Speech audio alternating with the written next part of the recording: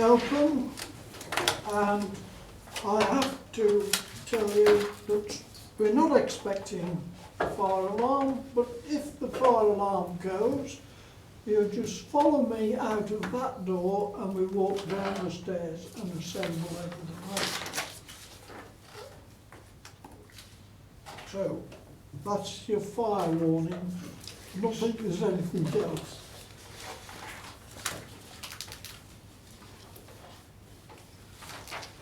Minutes of the previous meeting, they have been circulated. Oh, sorry, Mark. Apologies for absence. I've received apologies from Councillor Margrave and Councillor Beaumont. No. The minutes of the previous meeting have been circulated before. Can I sign them as a true and correct record?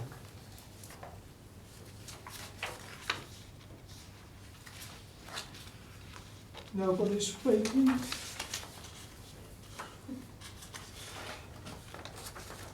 I do, councillors. Would somebody like to move? Yeah, move. Thank you.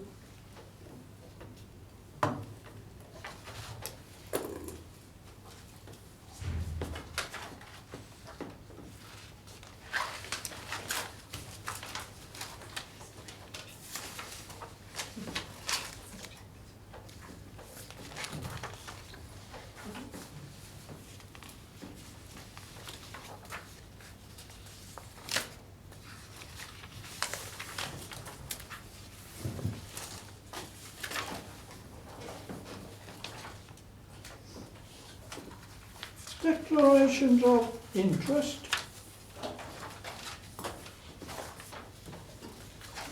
Can I at this stage introduce Grant Patterson, who's new to us but not to the firm?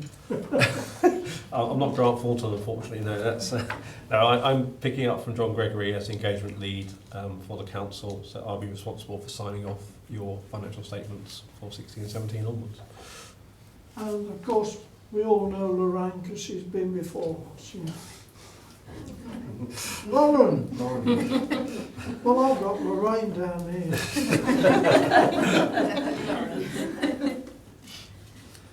Oh, terrible when you're getting old, isn't it? Right, declarations of interest. Well, they are contained within the council. So. Interest. You haven't got any special interest, have you? No?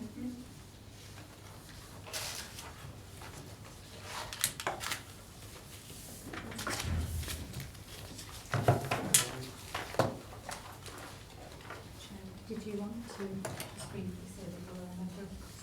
Oh yeah, well I can. I was waiting actually till I got to it, but I'll have to declare on the interest that I'm a member of the Constitution Working Party, and it's referred to in the documents here. Thank you for reminding me. Public consultation. Good. Housing benefit and pooling certificate letter. Yeah, thank you, Chair. I'm going to ask Lauren to take you through it because it's really sort of come at the end of the last audit, and I'll pick up the audit plan going forward.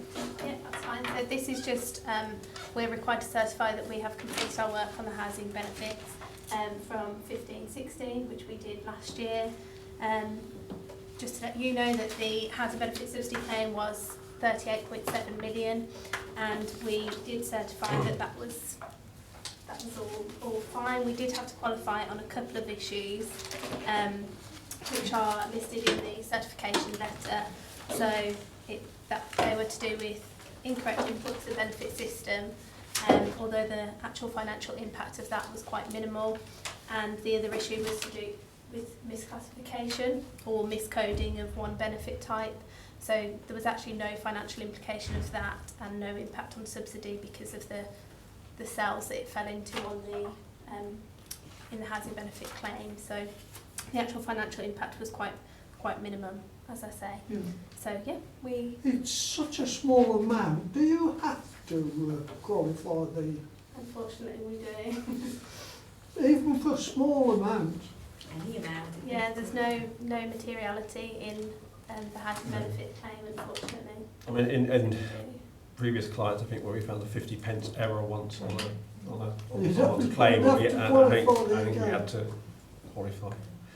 We don't have any discretion in that matter. Thank you for that. Anybody, any questions? Lynn? You've enclosed Appendix A, in which it says under comment, see below, and there's nothing below. Oh, so I think we reissued this to say that see the qualification letter. Okay. But we're not actually required to present the qualification letter, but that just has the detail which has been issued to the council. That has the detail of what the errors were, Okay. but we're not required to present that to Audit Committee. So that just gives a little bit more detail on those two errors just found, which are minimal in terms of financial impact. It's just a bit confusing when you say Appendix A and say comment, see below. Yeah, sorry. It's all right. I think we haven't updated. Yeah. That, I have to admit, in my pack I've got the same as yoursells, but I think we did issue a slightly updated website. Yeah, sorry if that didn't come out in time. I think it was too late for the circulation. But yeah. That's all I had on it. You've explained materiality-wise. Anybody else got any comments on the housing benefit and building certificate letter?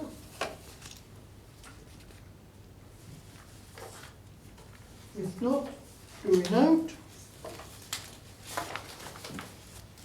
We need to know that. No problem. We need to know that. Yeah, do we note?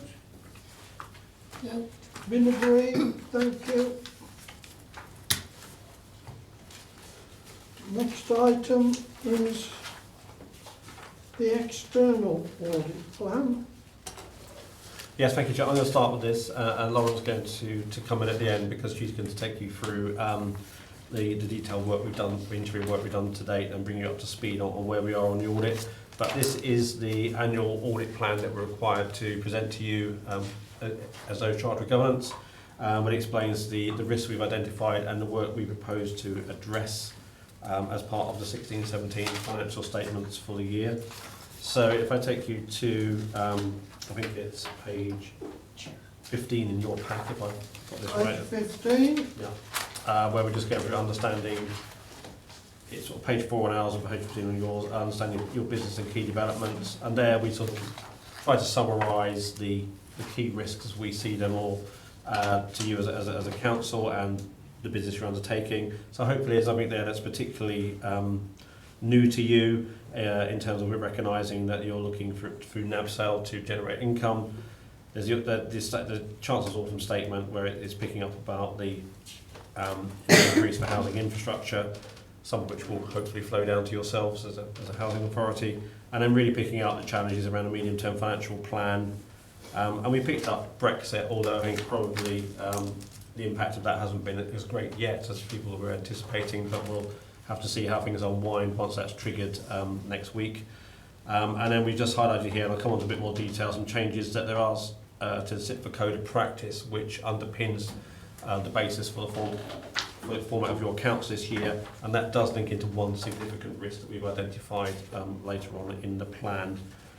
And again, just highlighting, there will be earlier closure. We've worked well with you in the past on early closure, so I don't see that as being a particular problem for this council, but next year we will be required to issue our opinion by the end of July. So we're working to that type of timescale. We have done that in the past, so I don't think for you as a council that is a particular issue. For some other councils, we're sort of working with them because it's a greater challenge on for some of those.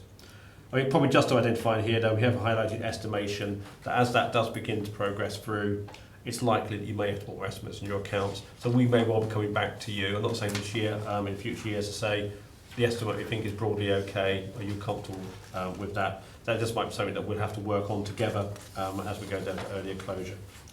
So moving over, I think it's, I forgot it's right on page, or our page 5, I mean, I'm sure as you're aware in price, the way we plan our audit is we look at materiality, and part of that is we look at an overall materiality because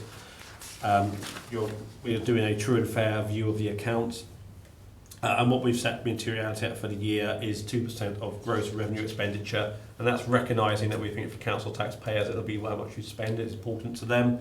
It's the same as last year, and when that's a reflection of we don't believe there'll be any great scrutiny on the accounts this year. But what we have done is that comes out at just over £1.5 million as our overall materiality. But what we have highlighted is 2 areas where we feel there might be greater public interest, and those would be around disclosures of officer remuneration and related party transactions. So what we've done there is set a separate materiality level, although with related party transactions, we do recognise that you will set your own materiality level for when you recognise those transactions, those between yourselves and those related parties, but we will use £20,000 as our reporting threshold effectively if we find any issues. So materiality broadly the same as last year. Moving on to page 6, your page 17.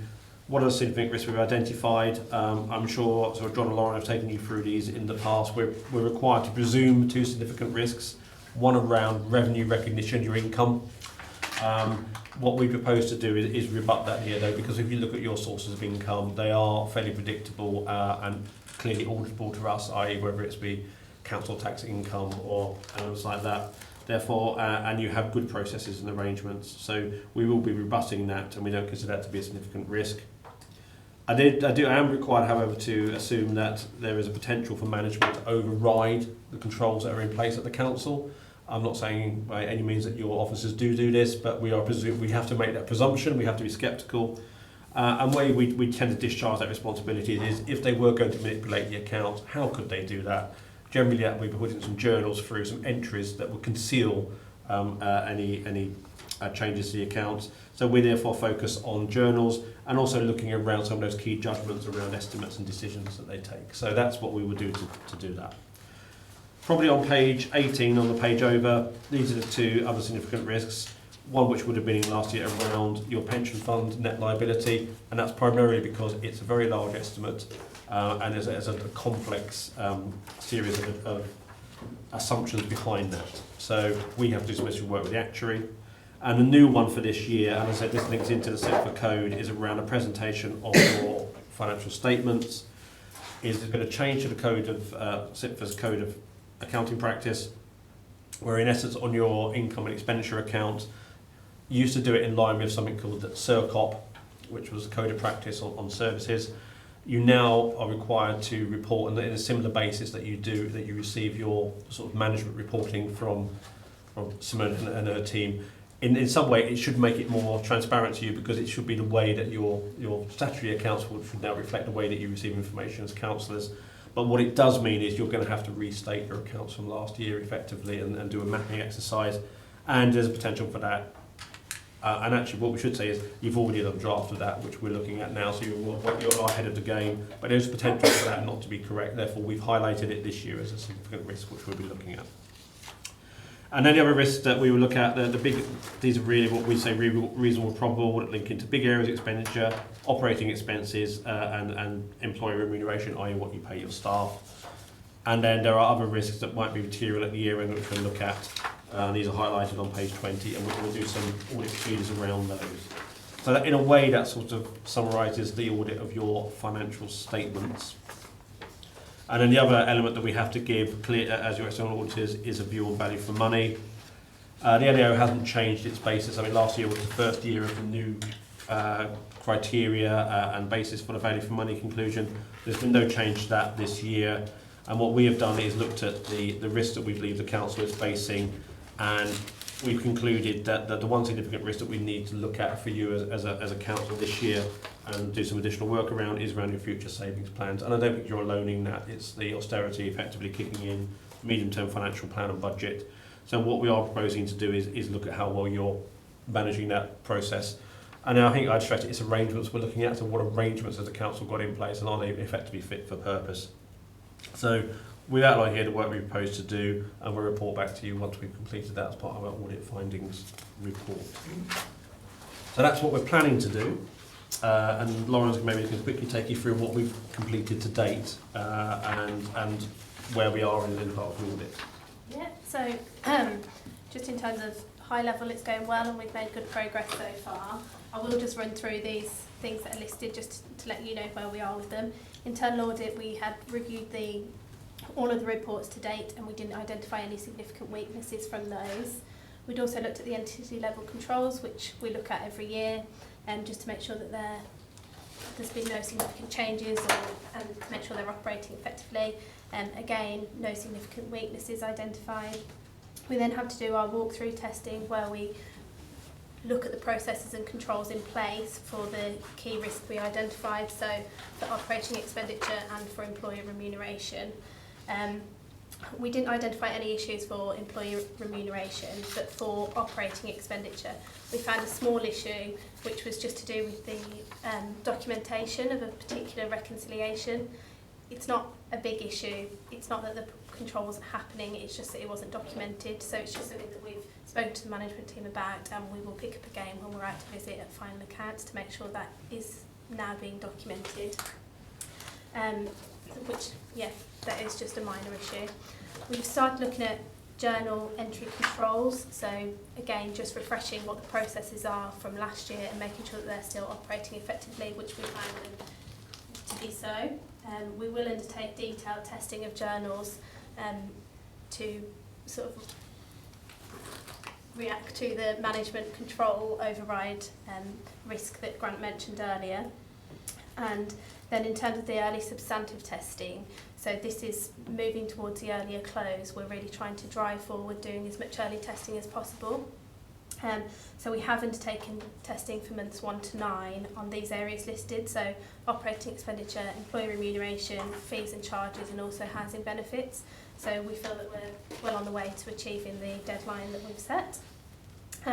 One error was identified within this testing, which was to do with fees and charges. So one of the items that we tested was actually incorrectly coded. So it was under fees and charges, but it actually should have been under grants because it's a housing benefit admin grant. However, I would just like to point out that that is part of the nature of doing the early testing, that had we tested this at final accounts, it may well have been that the processes would have actually identified that and it would have been coded in the correct place at that point. So we're reporting it because we found it, but that is just the nature of doing some of the early testing and we don't think it will be an issue at the year end. So, that's it for me. Okay, and just to finish off, I'm required to just reiterate that we are independent of the council and as auditors, and on the other pages you've got the audit fees for this year, which have effectively been set by PSAA. And there's one page at the back, there's all the other stuff we will report to you in our final report under the ISAs. Happy to take questions. I noticed that the audit fees have increased. Is that extra work that you're having to do? That's the grant certification. So the grant certification fee has increased from last year. It was particularly low last year, but these are dictated by PSAA, so they're based on, I think it's 2 years prior, the sort of outcome of the initial testing that we do. So the fee is driven by what PSAA expect we will have to do in terms of additional work, but there's a 2-year lapse on that, so that's indicative. And we are required, so if this year does go really well and there is no additional testing, then PSAA do expect us to go back to them and say, actually, we carried out less work this year, so, and then we have to, there's a fee adjustment necessarily at the other side of it. So there is a time lag on that, but we do have to report back on how much additional work we did and things like that as well. So it can just be sort of luck of the draw to a certain extent, because we do sample testing. And some years, sometimes if you sample and everything's fine, it's okay. Sometimes you can sample. As soon as we find an error, we then have to do extended testing. So, I mean, the nature of housing benefits is it is complex and it involves people. So there's always the inherent risk that something will go wrong. And then so that we have to do additional testing that's dictated by that. Okay. Right. Do we know, I just wanted to ask, could you explain what the journals are that you mentioned? Yeah, so the journals are just, it's an entry into the ledger to put in well, it's an entry into the general ledger, so it might be moving things between codes or something that doesn't go through, say, the purchase ledger. It's basically, they're basically entries into our financial system. Yeah. Okay. Normally, they probably will be moving between codes, I would imagine, but if we've got some new income as well, I guess we might have a journal to allocate the income to the right code. But generally, probably moving money around different codes, I would think. Yeah. And some societies, if you have different systems as well, that they should normally interface each other, but sometimes if they don't interface each other, you'll have to sort of take the figure out of that figure and put it into your account, so it's you can have manual ledger. So it's how you get the figures into the accounts. So that's why we need to look at them, because there's lots normally around year end, especially around treasury management ones, around borrowing and loans and things like that, where you're moving things around and getting things into the asset register. So that's the ones that we tend to look at, those ones as well. And those are actually, to a certain extent, when it comes to looking at the significant risk and the risk of fraud, it's the year-end ones that we tend to focus on as well. And the standards say we have to look at a certain number of year-end ones. But yeah, so it's sort of adjustments between moving things around within the accounts, which you wouldn't normally, well, no, you would normally expect to do. What we look for the ones is where there are unusual movements in the accounts. Because we do expect a certain number of usual ones. At the year end, so we do our testing will focus on ones that doesn't look, we wouldn't expect that to happen. There's normally an explanation for it, but that's what we focus our testing. Anybody else? Do I take it that we know the report? Is that agreed? Yeah. Thank you. The next item is informing the audit risk assessment. I'll start and then Lauren can pick it up again. I think we are required to communicate with you as no charge of governance, and part of the standards require us to make certain, ask management certain questions and gain their responses and our understanding around certain areas of the accounts. And I'll pass over to Lauren maybe to take you through the detail of that. This is the outputs from those discussions. But Yeah, I don't propose to go through the whole detail of this report, but I think it's just worth, like what Grant said, that this has actually been completed by your management team. So we send across the questions, and then Craig and Simone will work together to produce responses. So the purpose of bringing this to this committee is that if anybody does have any comments to make on this, or if they have anything that they would like to raise with us in relation to fraud, law, the going concern, accounting estimates, or related party transactions, this is just an opportunity for you to raise those with us. And in a way, these are management representations to us as auditors. We've looked at them. They're consistent with our knowledge and understanding of the council. So as we're reflecting back to you and your role as those charged with governance are, one, do you recognise the council or the arrangements that you believe are in place in this? And it's your opportunity to either enhance them or to question us and say,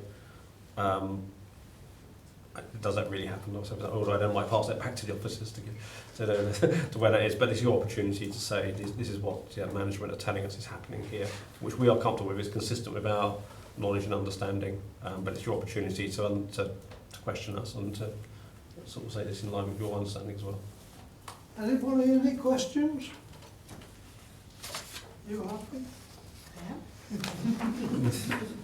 So Craig, Craig and Linda actually have done quite well. So we note that report.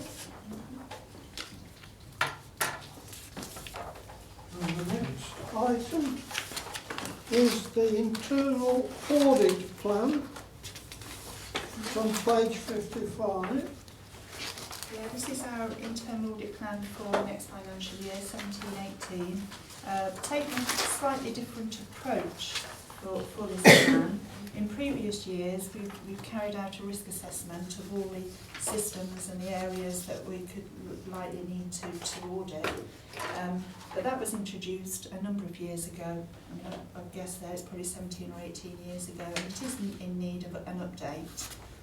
But over the last 6 months or so, we've done a lot of work around our risk registers.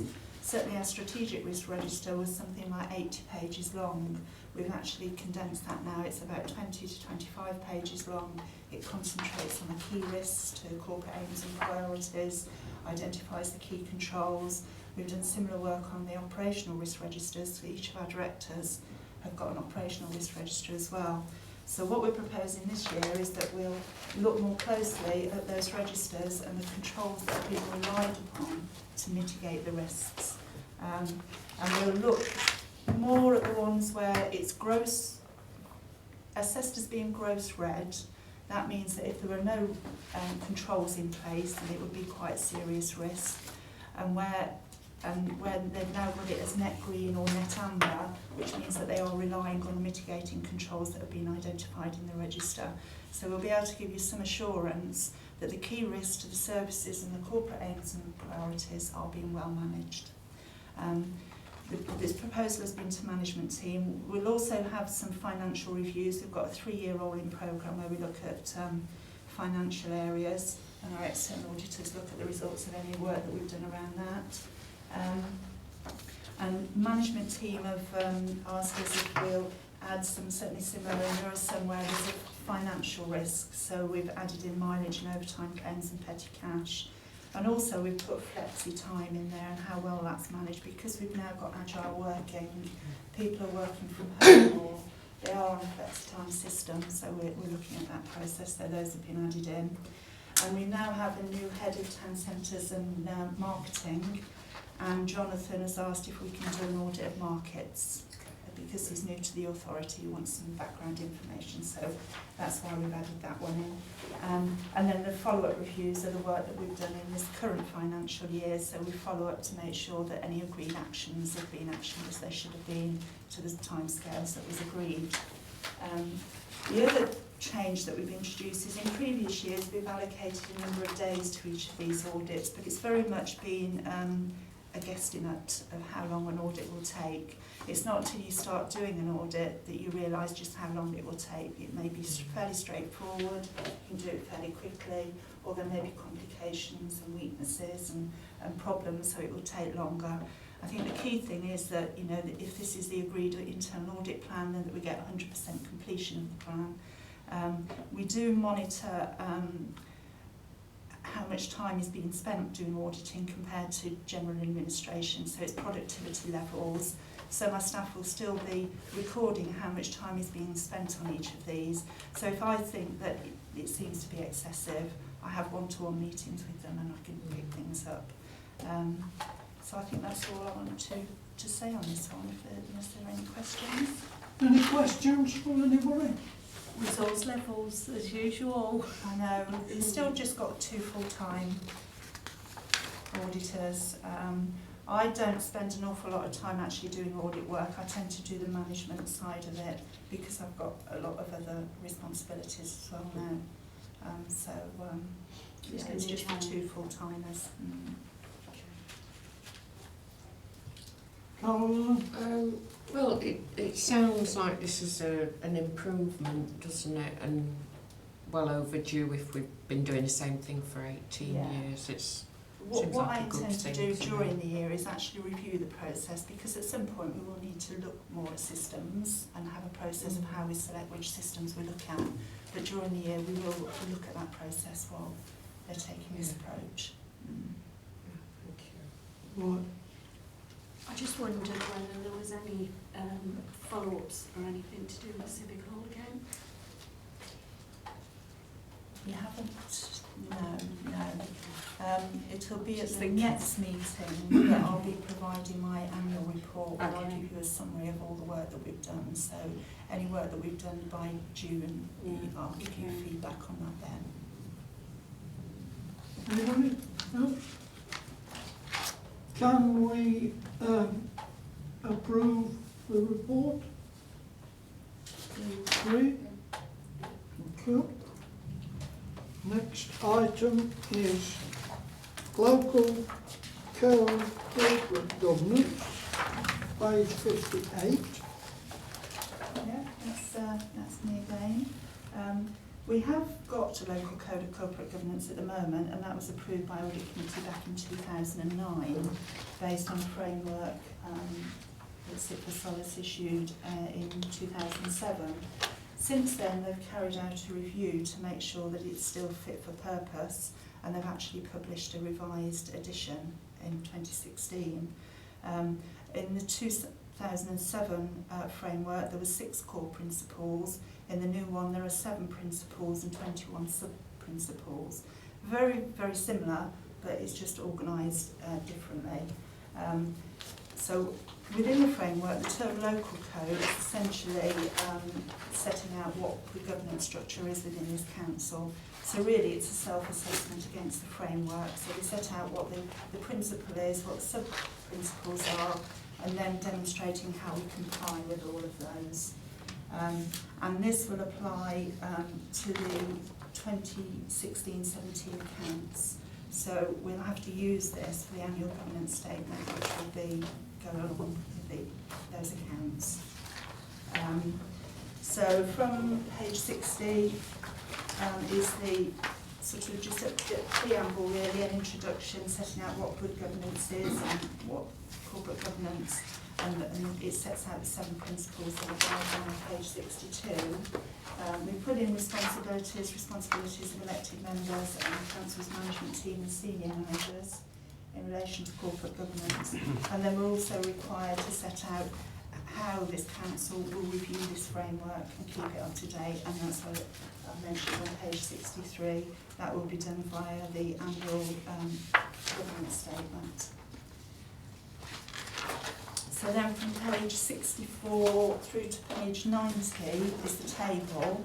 So the first column are the 7 principles.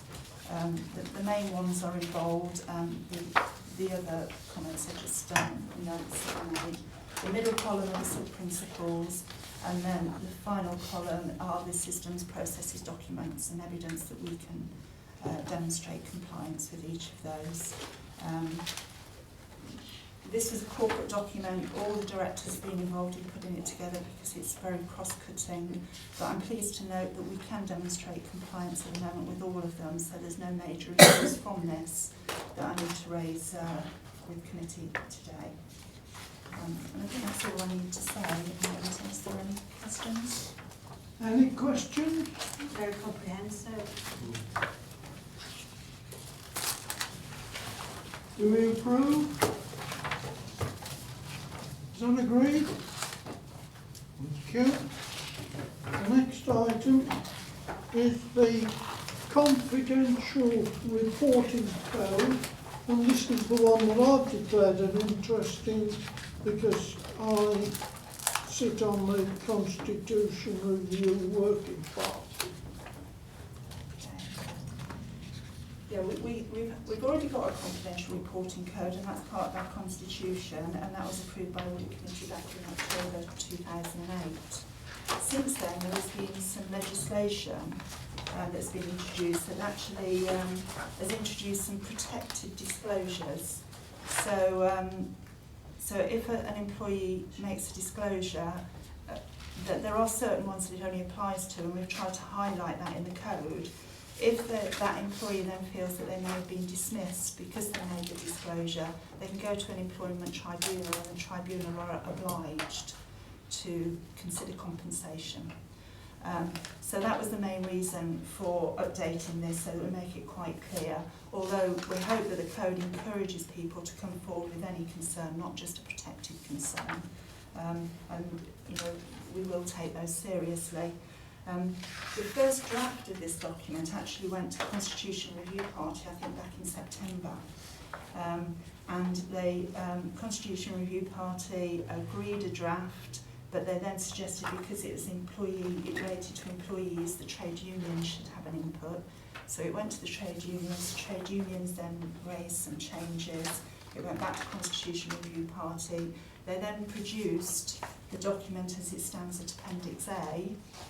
That then went back to the trade unions, who then came forward with even more changes. And the document with track changes is the document that starts at page 105. At the last meeting of Constitution Review Party, rather than it keep going to and growing between trade unions and the Review Party, Councillor Neil Phillips, who chairs the Constitution Review Party, recommended that it should come to Audit Committee for Audit Committee to decide whether to accept the one that Constitution Review Party are recommending, or whether to make any of the changes that the trade unions were recommending.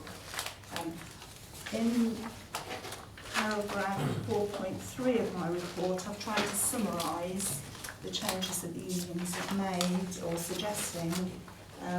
The main one is they didn't feel it was necessary to nominate a whistleblowing officer. Constitution Review Party felt that we needed a whistleblowing officer, and they were recommending I should be appointed as that officer to become a single point of contact and also raise awareness of this reporting code, because we do get very few concerns that are raised, so I think there is a need to raise awareness of it. They felt that people would just go to HR, but really it's not. The Review Party didn't see it as being a HR role. I'm responsible for corporate fraud as my governance role. So that was the main change. The other change is they've reorganised some of the content. They split one of the sections into two, so that's more of a cosmetic change. Some of the content they've taken out some of the detail, which the Constitution Review Party felt was still needed. And then there were just other minor changes in wording. So on the recommendations, the first one is we recommended that the code is agreed by Constitution Review Party and Appendix A is approved. I have to apologise, and I forgot to add on there, because this form is part of the Constitution, so we need to add on to this recommendation that you also recommend to Council that the Constitution be updated. And the second recommendation is that I be appointed as the designated whistleblowing officer to receive all concerns. Any comments? Yeah. Yeah. Yeah, I mean, absolutely have a designated person such as yourself. You get that in lots of organisations, and yeah, highlight it, let people know about it as much as possible, really. Keeps things simple, straightforward, easy. Everyone knows who to go to if they've got a concern. Yeah, I think that's a good idea. We do carry out corporate governance training for all of our senior managers every other year, every 2 years, and there is some due in the next financial year. So if once this is all approved, we can add that to the agenda and raise awareness through those training sessions. Thank you. Right, can we move to the recommendation, Yes. including the recommendation that the full council, that the constitution be updated? Is that agreed? Great. Thank you. We now move to contract and financial procedure. There you are.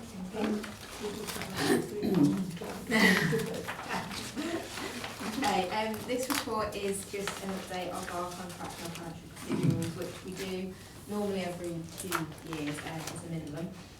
Section 4 of the report just highlights the main changes that we have made to the contract procedure rules, and they are really to just make sure that they reflect current procurement legislation. There were some quite significant changes to procurement legislation a couple of years ago, and updates are still being made to that legislation. So we've just tried to make sure that our CPRs reflect that.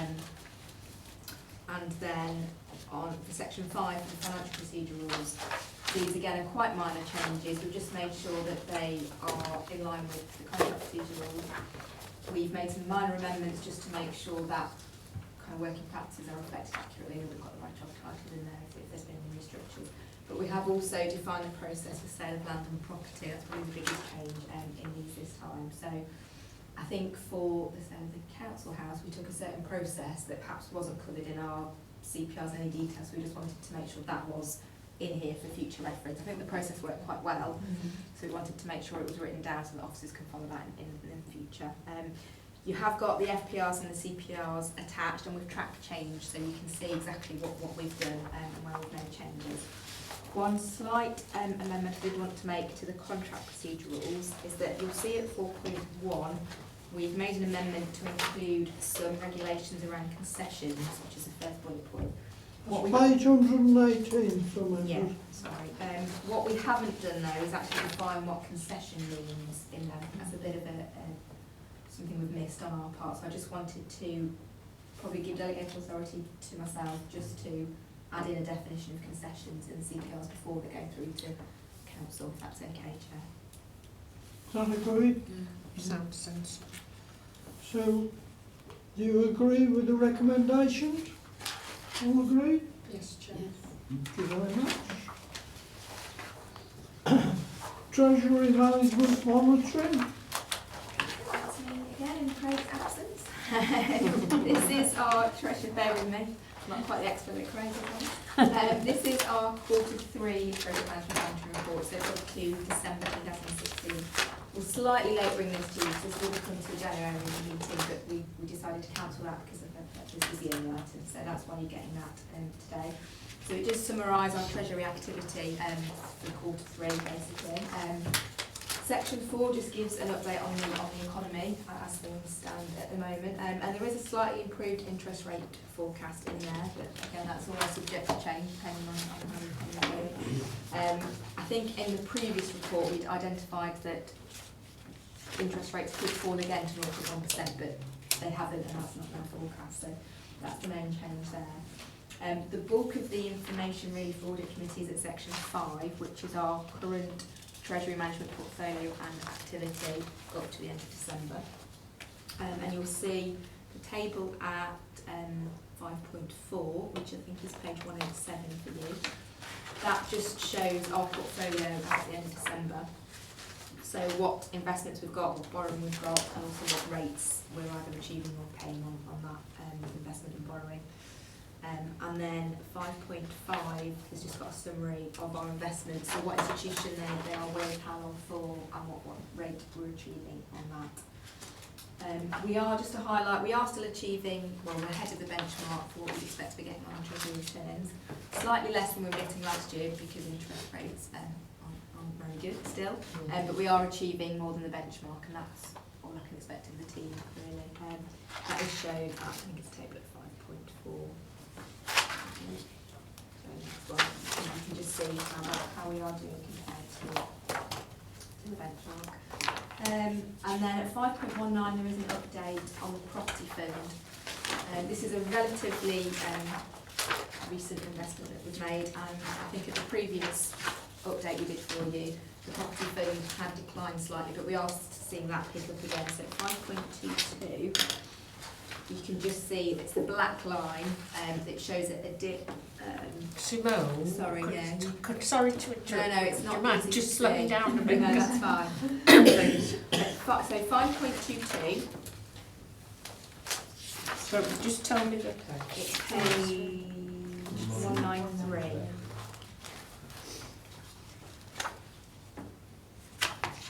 It's not easy. It's not colour. You put colour Yeah, eyes. you haven't got Yeah. colour. You haven't got colour on, have you?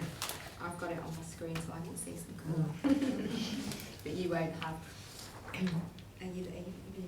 So 5.22, that just shows the performance of that property fund, and you'll see in June 2016 there was a dip there, but that it is starting to improve. So as at 31st December, so the very end, you'll see that it's starting to come back up. And along the right hand side you see some percentage figures. That's the return that we get on the property fund, which is around 4%, between 4 and 4.5 really. Compared to the other returns that we're getting on the rest of our portfolio, that is a really good return. So we are quite pleased with how this fund is doing. And it is a long-term investment, so it's not something that we're looking at selling anytime soon. We are looking at this as a very long-term investment. Okay.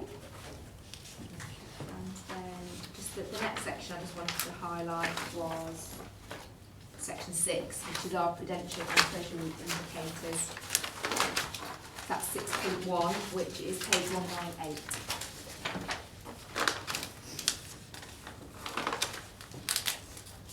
So these come from the treasury strategy that we approve at the beginning of every year, and then we have to update them and monitor them and to make sure that we're still abiding by what we said we would. You'll see at the table at 6.1, the very last column is smiley faces. So as things stand at the moment, we are still within those indicators that we set at the beginning of the year, and we're not expecting any issues with those. And that council do approve those at the beginning of the year, so it's important that we stay within those, and that's why we bring them to you quarterly. Lots of smiling faces. Now that I can understand. It is quite a long and unwieldy report. That's why Craig normally does it. Any questions? You just need to note the report, so I can take Yeah. I think we're in the lap of the gods with a lot of this, aren't we, with these investments Well, we and do. things and inflation and I see interest inflation rates. has gone over the mark today. Yes. Was it, again, at the beginning of the year, so in the February Cabinet and Council, we bring our Treasury strategy to be approved, which also includes kind of the counterpart, who we'll invest with basically as well. So this report is just to make sure that we are staying within, doing what we said we would. Doing what we said. In terms of the rates that we can get, that's absolutely down to the markets and the wider economy. All we can do is try and achieve the best with what's out there, really, which is why we've gone for the property fund. So although it's quite a new instrument for local authorities, it is achieving some good rates, and because it's based on property as a long-term asset, the Yes. security is there as well. Yeah. Anybody else got anything? Well, I haven't been notified of any other items, but I do want to express my disappointment at the attendance here tonight. I think it's absolutely diabolical. There's at the last minute we have a couple of apologies, but there are members who don't turn up. Agreed. So I don't know whether we can minute that. We can minute. Yeah, but it's sad. This is a very important committee of the council, and we can only get 2 members and the chairman. Terrible. Is there Anyway, someone, John, is there someone we can raise that issue with? well, I can raise it, being the chairman of the Labour group, but I don't know about the opposition. Mind you, there are some members of the opposition that I wouldn't want here. No. I won't. Can I thank Grant and Lorraine? Oh, it says Lorraine here. And Lauren for coming. You certainly hit us at a low part of the year, I must admit. But the other thing, of course, we've got Jackie who's leaving us this week, and we wish you well in your new appointment. Thank you. And just to say a big thank you, and I want this recording, for all your services to the members here in the Democratic Service Department. The way that members are looked after by the officers within the Democratic Service Department. Thank you very much. Thank you. And I declare the meeting closed. It's usually